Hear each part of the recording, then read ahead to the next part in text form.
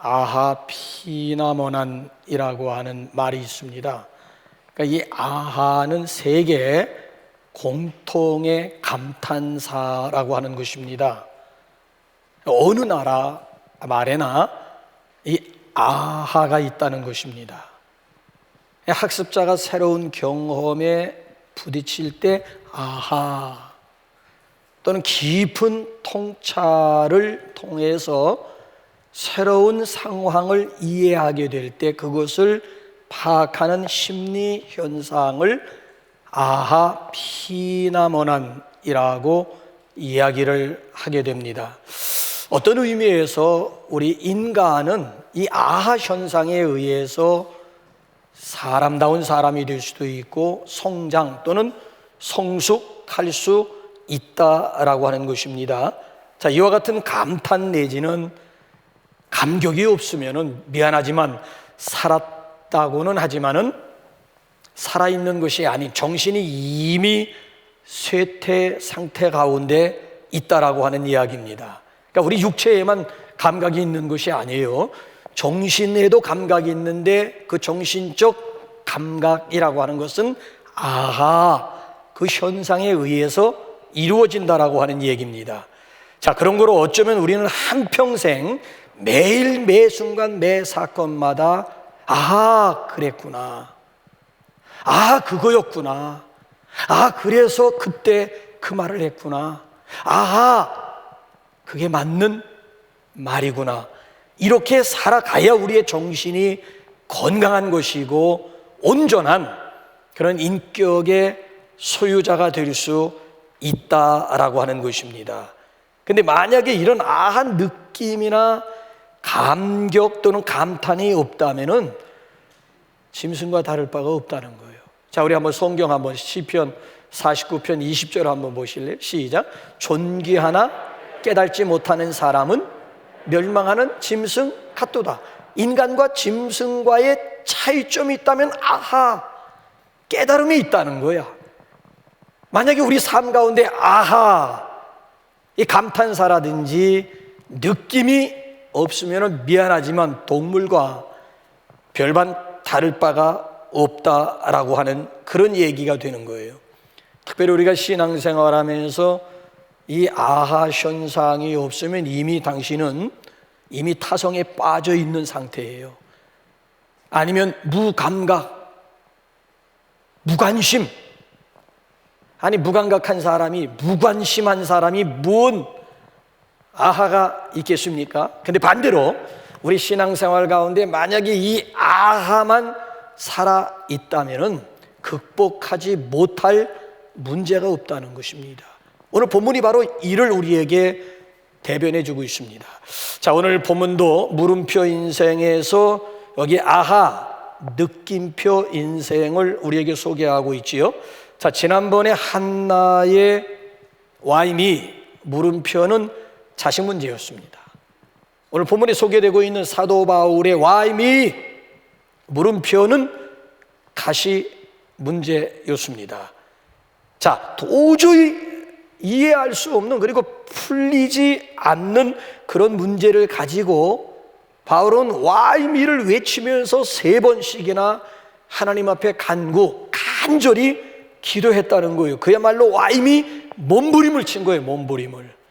자, 성경의 구체적인 횟수라든지 아니면 숫자를 명시할 때에는 강조의 의미가 있는 거예요. 본문에서는 3번을 강조해요. 3-4번이 아니에요. 3-4번이 아니에요. 그만큼 여기에 목숨을 걸었다라. 왜? 도저히 이해할 수가 없는 거예요. 와이미, 왜 나에게 이런 가시가 있어야 됩니까? 그래서 그 가시를 위해서 여기 보게 되면 3번씩이나 몸부림을 쳤다는데 우리말로 표현한다면은 작정 기도했다라고 하는 얘기예요. 아, 도대체 바울에게 무슨 풀리지 않는 문제가 있었길래 작정까지 하면서 3번씩이나 특별 기도를 했을까요? 자, 그것은 다름 아닌 가시 문제였습니다. 자, 도대체 바울이 안고 있는 육체적인 가시라고 하는 게 뭐예요? 아니, 그 육체적인 가시가 얼마나 고통스러웠으면 사탄의 사자라고 했을까요? 자, 여기서 육체적인 가시는 바울의 육체적인 질병이에요. 그럼 도대체 바울이 무슨 질병을 가지고 있었길래 3번씩이나 작정하면서 하나님 앞에 기도하며 간구했을까요? 자, 이에 대해서는 학자들이 성경, 신약 성경 여러 곳을 참고하면서 한 서너 가지를 지적하는데 그 중에 첫째가 안질병이었을 것이라고 주장해요. 왜냐하면 바울이 14 편지를 써가지고 각 교회에 보내지 않습니까? 그런데 바울이 직접 성령의 영감을 받아서 편지를 써서 교회에 보낸 경우도 있지만 대다수는 더디오라고 하는 사람이 대피를 한 거예요. 바울이 성령의 감동을 받아서 말을 하면 그 옆에 앉아있는 더디오라고 하는 사람이 대신 계속 편지를 대신 쓴 거예요. 그러니까 이 다메섹에서 얼마나 강렬한 빛에 의해 가지고 사도 바울이 거꾸로 졌는지 그때 시력이 약화되었다라고 주장하는 학자들도 있고요. 또 어떤 학자들은 간질병이라고 주장합니다. 그 근거는 갈라디아서 4장 14절이 한번 갈라디아서 4장 14절 한번 보세요. 시작. 너희를 시험하는 것이 내 육체에 있으되 이것을 너희가 업신여기지도 아니하며 버리지도 아니하고 오직 나를 하나님의 천사와 같이 또는 그리스도 예수와 같이 영접 너희를 시험하는 것이 내 육체에 있으니. 그래서 역사가들의 생생한 증언에 의하면은 바울이 설교하다가 도중에 입에 거품을 물고 그대로 쓰러졌다는 거예요. 눈이 뒤집혀지게 되고 막 떨며 간질 발작을 일으킨 거예요. 그런 쓸데없는 상상을 했는데 만약에 제가 설교하다 갑자기 쓰러져가지고 큰 눈이 뒤집혀져가지고 흰 눈동자만 보이면서 막 입에서 막 거품을 흘리면서 막 버둥거리고 있다면은 3부 예배 참석하는 성도들이 과연 어떤 반응을 보일까? 그런데 갈라디아 교인들의 신앙이 인격이 얼마나 성숙했던지요. 그런 바울의 모습을 보면서 바울을 업신여긴 것이 아니라 오히려 하나님의 천사와 같이 아니 그리스도 예수와 같이 영접해 주었다는 거예요. 이 사실이 바울에겐 너무너무 고맙고 감사한 거예요. 그래서 훗날 갈라디아 교회에 편지를 쓰면서 오늘 그 문제를 지금 지적하고 있는 그런 내용이에요. 그러니까 이 목회자에게서 간질병이라고 하는 것은 이건 치명타가 아닐 수가 없는 거예요. 그러니 바울 개인적인 입장에서 이 문제를 놓고 작정하면서 기도하지 않을 수가 있는 겁니까? 이런 고질병을 앓고 있는데 그래도 기도하지 않을 수가 있겠느냐? 3번 작정하면서 기도했다라고 하는 주장이고요. 또 어떤 학자들은 사도행전과 디모데전서를 근거로 해서 위장병이라고 주장하는 분이 있어요. 바울은 주님을 위해서 스스로 고자가 된 분이에요. 평생 결혼 못한 게 아니라 안 한 거예요. 독신으로 살면서 하나님의 일에 헌신한 사람이 바울이에요. 자, 우리 가운데 자취 경험이 있는 분들이 이번에는 좀 대답해 주시기 바랍니다. 지금이야 자취생들이 먹방이 유명하다 보니까 끼니 거느리는 사람이 없습니다만은 옛날로 한번 돌아가가지고 자취하는 분들 제때 식사가 되던가요? 그저 피곤하고 귀찮고 그저 성가 쉬고 하면 그저 건너뛰기가 일수 아니던가요? 아니 저도 3년 동안 신학교 다니면서 3년 동안 소사동에서 자취를 왜 1년은 반드시 생활관에 들어가서 생활관 공동체 생활을 해야 경건 훈련을 쌓아야만 이제 졸업이 되니까. 근데 들어가고 싶어도 생활관이 적어가지고 지방에 있는 신학생들이 들어가지 못해서 그 주변에 또 학교 밑에는 또 방값이 너무 비싸잖아요. 그러니까 돈 없는 저 같은 경우에는 멀리 떨어진 곳에 외진 곳에다가 자취방을 얻을 수밖에 없는데 수업 끝나고 점심시간에 집에 갔다 오려니 그렇고 그러니까 어떤 분이 식당에서 사 먹으면 되잖아. 이런 누군 사 먹을 줄 몰라서 그러나? 라면 먹으면 되잖아. 라면은 돈 안 들어가나? 책 살 돈도 없는데 무슨 라면이고 무슨 학교 식당이고 어쩌고 저쩌고 그럼 그냥 건너뛰는 경우가 그냥 저 선배들 보게 되면 목사님들 치고 위가 튼튼한 위장병 안 가지고 있는 분들이 거의 왜 우리 선배들은 동생 그러니까 이게 식사도 제대로 하지 뭐. 그러니까 와서 후배들에게 하시는 말씀이 뭔가 끼니 걸르지 말라고. 맨 처음에 그게 무슨 의미인지 몰랐어요. 그러니까 당신의 경험을 두고 신학교 다니면서 그저 굶기가 있으다 보니까 지금 와가지고 50대 60대 넘어가지고 지금 와가지고 지금 고생하고 있으니까 절대 어떻게 하든지 간에 끼니 걸려. 왜 선배 목사님들이 와서 후배들에게 하시는 말씀이 저런 먹는 얘기를 하나 했더니만 당신이 위가 망가졌다라고 하는 그런 낙장나지 않기 위해서는. 그래서 어쨌든 자오전 학자들이 사도 바울이 안고 있는 고질병이라고 하는 것은 위장병이었다라고 얘기해요. 어쨌든 그게 뭐 안질이든 뭐 간질이든 뭐 위장병이든지 간에 확실한 사실은 육체의 가시라고 하는 것은 고질병이었다라고 하는 얘기예요. 자, 이 고질병을 가지고 바울이 몸부림을 치면서 와이미, 왜 하필이면 저에게 이런 걸, 왜 하필이면 저에게 육체의 가시를 주셨습니까? 이 문제 가지고 몸부림을 치면서 내린 결론이 아하. 자, 바울이 육체의 가시를 놓고 씨름하는 가운데 깨달은 그 아하가 뭘까요? 여기다 초점을 맞춰보게 되면 오늘 본문이 세 가지의 분명한 답을 우리에게 주고 있는데 그 첫째가 겸손의 은혜입니다. 자, 7절을 보시면 아주 노골적으로 육체의 가시를 주신 이유를 설명하는데 한 구절 속에 두 번씩이나 그 이유를 설명하는 구절이 신구약 가운데 그리 많지 않아요. 자, 우리 한번 보세요. 뭐 때문에 지금 바울에게 육체의 가시를 심어놨는지 우리 한번 7절 한번 볼까요? 7절 시작. 여러 계시를 받은 것이 지극히 크므로 너무 자만하지 않게 하시려고 내 육체의 가시 곧 사탄의 사자를 주셨으니 이는 나를 쳐서 너무 자만하지 않게 하려 하심이라. 그러니까 바울의 자만, 바울의 교만을 다스릴 수 있는 하나님의 강력한 무기가 있다면 그의 육체의 가시였다는 거예요. 조금이라도 바울이 교만하려 치면 하나님이 심어놓은 가시 가지고 꾹꾹 찔렀다는 거예요. 그러니까 바울은 교만하고 싶어도 결코 교만할 수 없는 그런 지경이 되었다라고 하는 것을 여기서 지금 강조해 주고 있는 거예요. 여러분, 이 가시의 위력이 어느 정도인 줄 아세요? 자, 바울 몸에 있는 가시의 위력이 어느 정도인가 하면은 여기 1절부터 앞부분에 나와 있는 내용이 무슨 내용이던가요? 바울이 셋째 하늘에 이끌려간 삼층천 경험이고 낙원을 다녀왔다라고 하는 얘기예요. 근데 그런 엄청난 신비한 그런 영적인 체험 사건을 이야기함에 있어서 1인칭을 쓰지 않아요. 3인칭, 그는. 그리고 일반 대명사, 한 사람을 안다.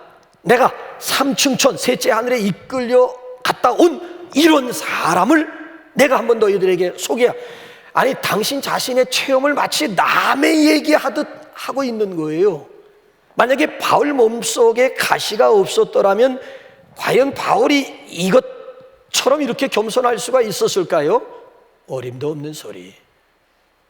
다메섹 도상에서 바울이 예수님을 만나기 그 이전의 삶을 한마디로 한번 제가 요약을 해볼까요? 예수 만나기 이전에 바울의 모습이 어떠했는지 고린도후서 11장은 차치하고라도 빌립보서 한번 3장 4절 한번 그 이전에 한번 예수 만나기 이전에 바울의 모습을 한번 보세요. 시작. 그러나 나도 육체를 신뢰할 만하며 만일 누구든지 다른 이가 육체를 신뢰할 것이 있는 줄로 생각하면 나는 더욱 그러하리니 나는 8일 만에 할례를 받고 이스라엘 족속이요 베냐민 지파요 시브린 중에 시브린이요 율법으로는 바리새인이요 열심으로는 교회를 박해하고 율법의 의로는 흠이요. 그냥 우리말 성경에는 나는 해가지고 그냥 쭉 N으로 여기 연결했습니다만은 원래 원문을 보게 되면 나는 8일 좀 제발 좀 띄워놔 주세요. 2부하고 3부하고 또 다른가 보네. 나는 8일 만에 할례를 받고 나는 이스라엘 족속이요 나는 베냐민 지파요 나는 시브린 중에 시브린이요 나는 율법으로는 바리새인이요 나는 열심으로는 교회를 박해하고 나는 율법의 의로는 흠. 그러니까 매 순간마다 나는 내가 복음이었어요. 거침없이 막 자랑하고 있는 이게 다메섹 도상에서 예수님 만나기 그 이전에 바울의 인생, 바울의 삶이었다라고 하는 얘기예요. 그러니까 이런 야생마와 같은 사울을 바울로 길들이는 데 필요한 하나님의 방법이 뭐였느냐? 그게 바로 육체의 가시였다라고 하는 얘기예요. 육체의 가시가 없이는 이 야생마와 같은 바울을 길들일 방법이 없었다라고 하는 이야기예요. 그러니까 가시 속에 담겨있는 이런 하나님의 엄청난 뜻을 몸부림치는 가운데 깨닫고 하나님의 마음, 하나님의 사랑을 깨닫고 아하, 그거였구나. 아, 그랬구나. 여러분, 그렇습니다. 하나님은 사람을 절대 외모로 보시지 않습니다. 하나님은 그 중심을 보시는데, 하나님이 그 중심을 보실 때 하나님이 싫어하시는, 하나님이 대적하시는, 하나님이 밥맛 중에서도 왕밥맛처럼 느끼는 제1호가 있다고요. 하나님이 정말 싫어하시는, 중심을 보면서 하나님이 싫어하시는 대상 1호가 누굴까요? 자, 우리 한번 베드로전서 5장 5절, 우리 야고보서 4장 6절 한번 공통적으로 베드로 사도를 통해서, 야고보 사도를 통해서 뭐라고 당신의 마음을 우리에게 밝혀주는지 시작. 하나님은 교만한 자를 대적하시되 겸손한 자들에게는 은혜를 주시느니라. 야고보서 시작. 하나님은 교만한 자를 물리치시되 겸손한 자에게 은혜를 주신다 하였느니라. 그러니까 하나님은 사랑하는 바울, 당신의 종 바울이 당신의 대적자, 당신이 물리치는 왕 밥맛이 되기를 원치 아니하셨다라고 하는 얘기예요.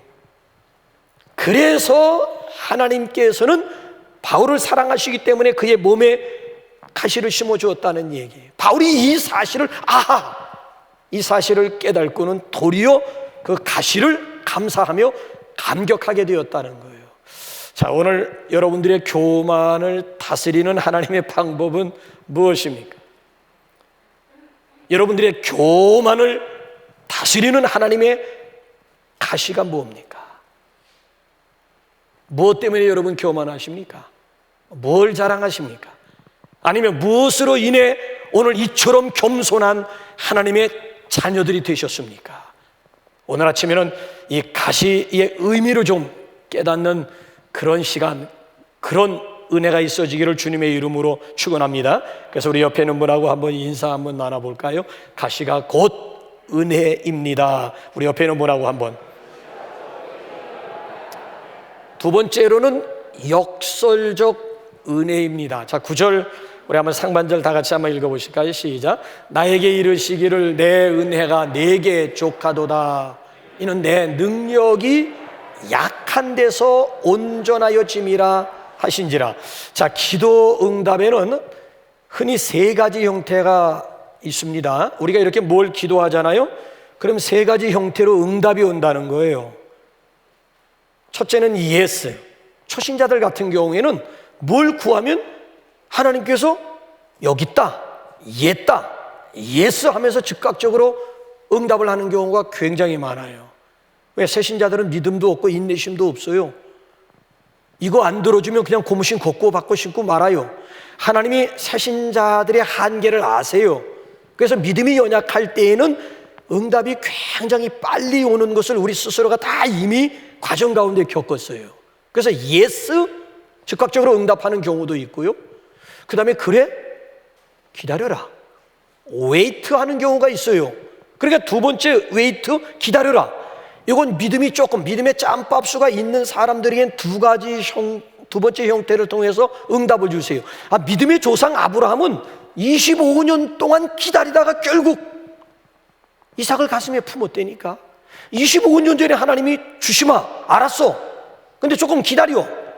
그 기다림의 시간이 25년. 믿음이 있으니까 25년 동안 포기하지 않고 고무신 거꾸로 그러니까 믿음의 짬밥수가 있는 사람들에게는 하나님께서 그의 신앙 인격이라든지 그의 있잖아요, 믿음 생활을 위해서 하나님께서 조금 이렇게 뜸을 들이시는 경우가 있고요. 마지막 세 번째 응답의 형태는 그만해라, 안 된다. 하나님의 노, 이것도 기도 응답이에요. 자, 사도 바울 같은 경우에는 첫 번째, 두 번째, 세 번째 가운데 몇 번째에 해당되는 것 같습니까? 세 번째예요. 육체의 가시를 제거해 달라고 하나님 앞에 기도했는데 내 은혜가 내게 족하도다.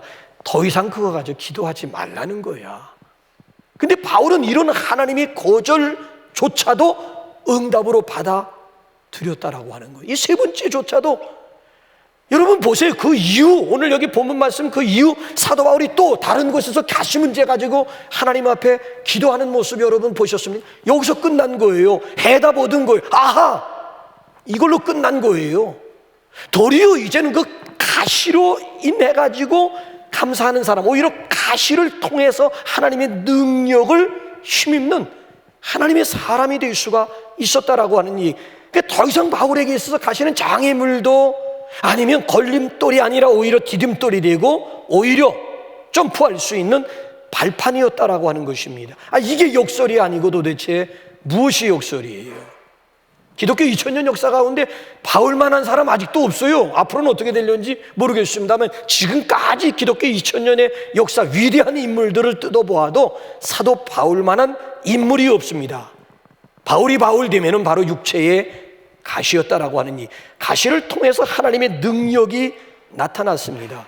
그 놀라우신 하나님의 뜻을 깨닫고는 바울이 뭘 지금 기뻐하는지 한번 10절을 보세요. 이제는 바울이 뭘 기뻐하는지 시작. 그러므로 내가 그리스도를 위하여 약한 것들과 능력과 궁핍과 박해와 권고를 기뻐하노니 이는 내가 약할 그때의 강함이. 자, 약한 것들을 기뻐하면서 자랑하는 이유가 뭐예요? 이는 왜냐하면 내가 약한 그때의 강함이라. 그렇습니다. 약할 때 강함 되시는 역설적인 하나님을 찬양합니다. 그래서 우리 옆에 있는 분하고 이번에 인사 나눌 땐 역설적인 인사를 하는 겁니다. 약함이 곧 강함입니다. 우리 옆에 있는 분하고 한번 인사 한번 나누실까요? 워커 스미스라고 하는 사람이 휴식의 기술이라고 하는 그런 책을 썼는데 이 스미스 박사가 그 책 가운데서 아주 중요한 고백을 하나 합니다. 자신은 대학생 때부터 당뇨병을 앓고 있다는 거예요. 근데 제가 결론부터 말씀드릴게요. 지금은 당뇨병이 떠나갈까 그게 두렵다는 거예요. 당뇨병이 나을까 그게 두렵다는 거예요. 그러니까 스미스에게 있어서 당뇨병은 누가 뭐라고 해도 복 중에 복이라고 하는 얘기예요. 하나님이 당뇨병을 통해서 아주 놀라운 선물을 주셨다는 거야. 그 선물이 뭔가 하면 절제와 규칙이라고 하는 선물을 주셨다라고 하는 얘기예요. 자, 당뇨병을 앓고 계시는 분들 뭐 뚜렷한 방법 있고 뚜렷한 약이 있어요? 없어요. 절제밖에 없어요. 당뇨병을 앓고 있는 분들은 매사에 절제가 필요한 거예요. 뚜렷한 방법 없다니까. 그러니까 이전까지는 대학생 이전까지는 절제하지 못했는데 이 당뇨병이 내 몸에 들어옴으로 인해서 이제는 절제가 가능한 그런 오늘을 살고 있다라고 하는 얘기고요. 또 한 가지는 규칙을 통해서 인생의 중요한 것이 무엇인가를 깨닫게 되었다는 거야. 단순한 절제, 단순한 규칙이 아니고 이런 규칙적인 삶을 통해서 인생의 중요성이 무엇인가를 지금 경험하고 있다라고 하는 그런 고백을 하고 있는 거예요. 그러니까 당뇨병으로 인해서 라이프 스타일이 완전히 달라지게 되었다라고 하는 얘기예요. 그래서 이분이 그 책 가운데서 무슨 고백을 하고 있는가 하면은 나의 당뇨병은 나에게 힘과 집중력의 원천이 되었습니다. 이제는 이 당뇨병이 내게서 떠나갈까 그것이 두렵습니다. 여러분 이해하실 수 있으시겠어요? 이게 역설이 아니고 무엇이 역설이라고 하는 거예요. 가시가 복이요 당뇨병이 오히려 그 자신에게는 큰 인생의 복임을 지금 우리에게 소개하고 있는 내용이에요. 약할 때 강함 되시는 주 하나님을 찬양할 수 있기를 주님의 이름으로 축원합니다. 그런가 하면 마지막 세 번째로는 적극적인 삶입니다. 자, 전에는 바울이 강함을 자랑하고 장점을 자랑하고 높음을 자랑했습니다. 뿌리를 자랑하고 배경을 자랑하고 화려한 스펙들을 자랑했던 바울이었습니다. 그런데 지금은 바울이 뭘 자랑하는 줄 아세요?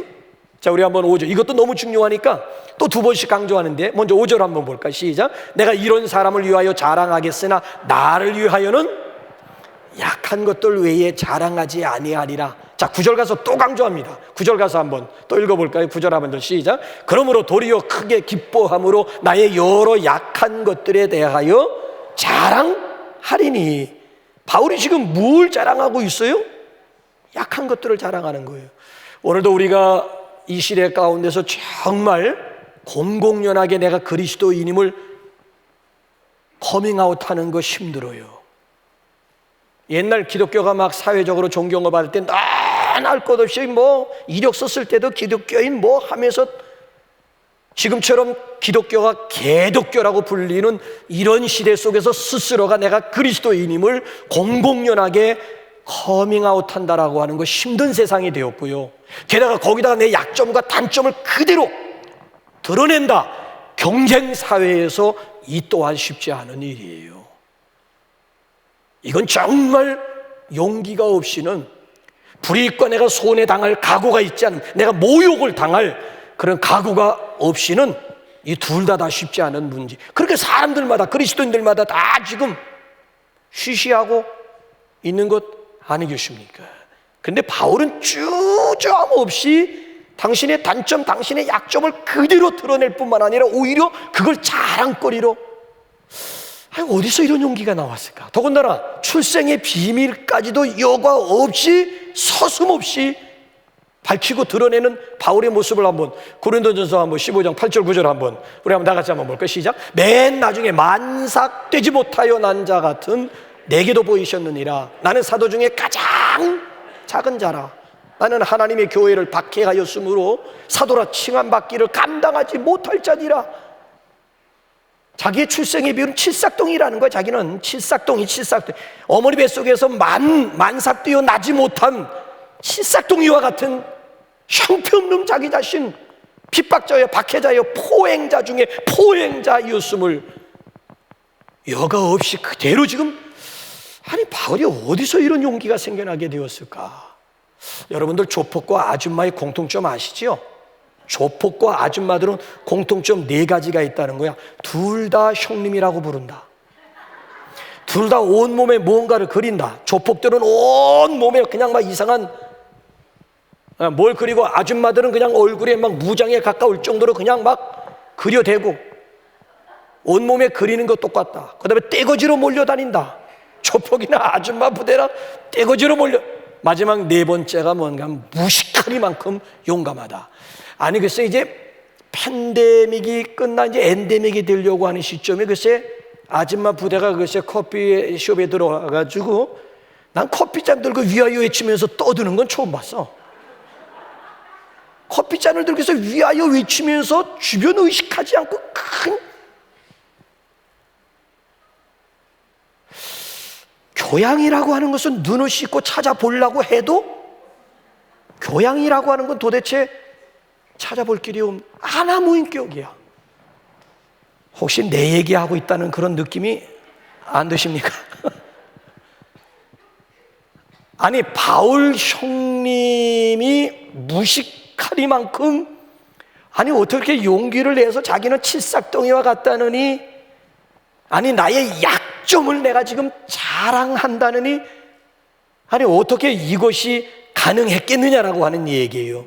이유가 있어요. 이는 그리스도의 능력이 내게 머물게 하려 함이라. 이는 왜냐하면 그리스도의 능력이 내게 머물도록 하기 위해서 내가 지금 나의 약한 것, 나의 약점을 지금 자랑하고 있다라고 하는 고백이. 여러분 누가 병을 고칠 수 있어요? 병을 자랑하는 사람이에요. 쉬쉬하는 사람은 절대 그 병 못 고칩니다.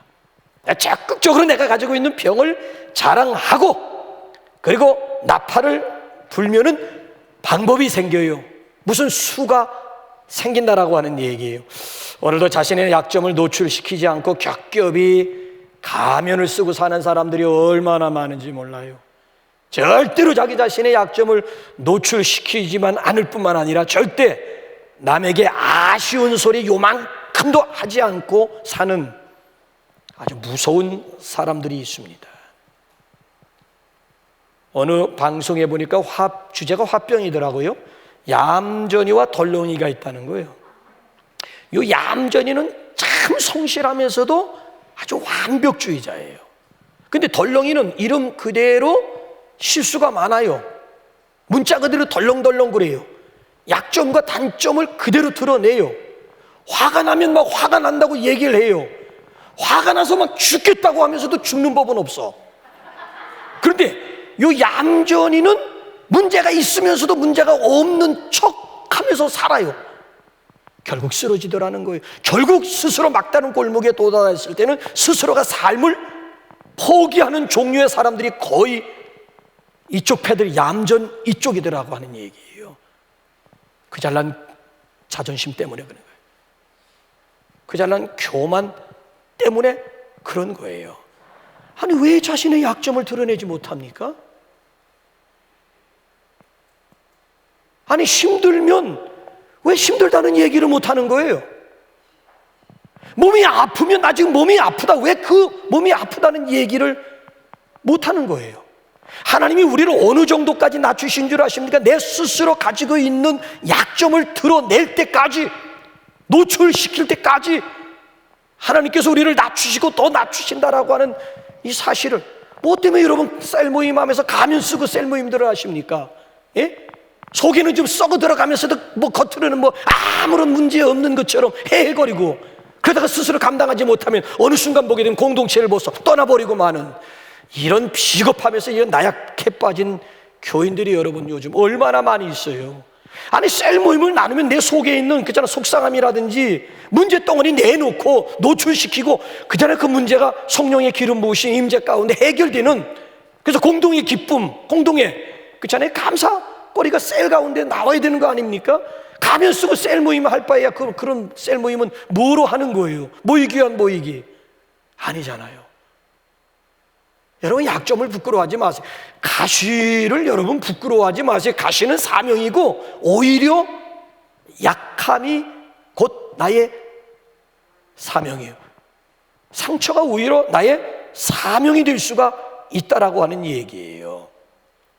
여러분 어느 지체건 간에 온전한 것 없어요. 여러분 우리 지체 보세요. 어느 지체 하나 온전한 거 있어요?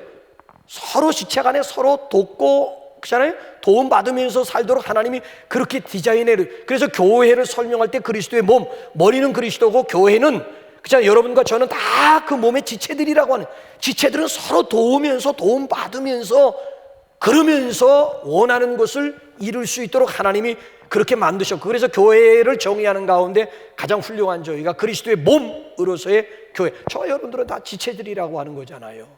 너의 상처는 나의 도움을 통해서 치유가 되는 거고 나의 상처는 너의 도움을 통해서 치유가 되도록 하나님이 그렇게 디자인하신 거예요. 그래서 저기 미국에 있는 세들백 교회는요, 상처를 경험해 보지 않은 사람은 절대 사역자로 세우질 않는다는 거예요. 상처 치유에 대한 경험이 있는 사람이 또 다른 사람들의 상처를 이해할 수 있고 그의 상처를 치유할 수가 있다는 거야.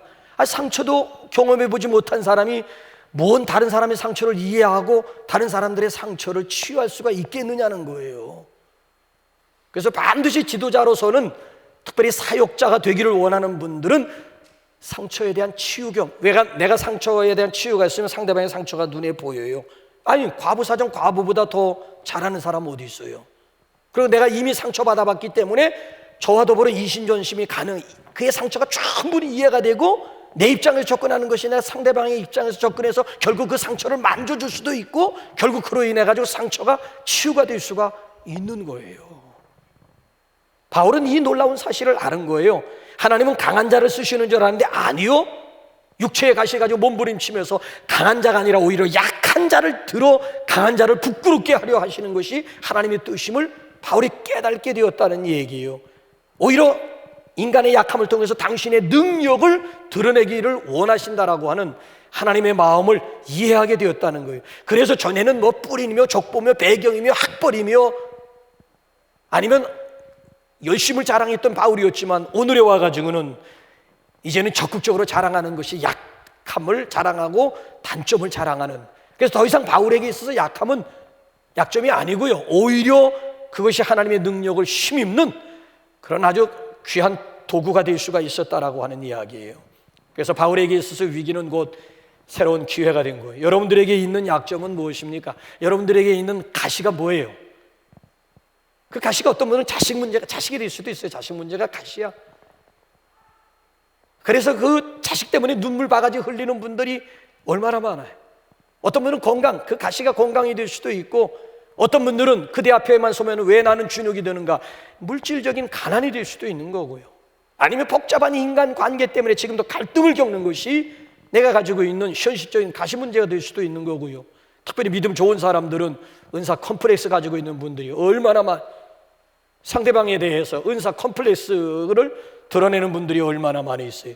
이제는 그 약함을 기회로, 단점을 기회로, 특별히 여기 나와 있는 대로 위기를 이제 하나님께서 새롭게 일하실 수 있는 그런 기회로 선용할 수 있기를 주님의 이름으로 축원합니다. 무엇보다 이 가시 속에 들어져 있는 하나님의 깊은 뜻을 깨닫는 저와 여러분들이 되시기를 바랍니다. 그래서 훗날 나의 가시가 곧 축복이었음을 저와 여러분도 당당하게 바울처럼, 스미스 박사처럼 우리 간증할 수 있는 저와 여러분들이 되시기를 주님의 이름으로 축복합니다. 우리 시간 찬송가 300장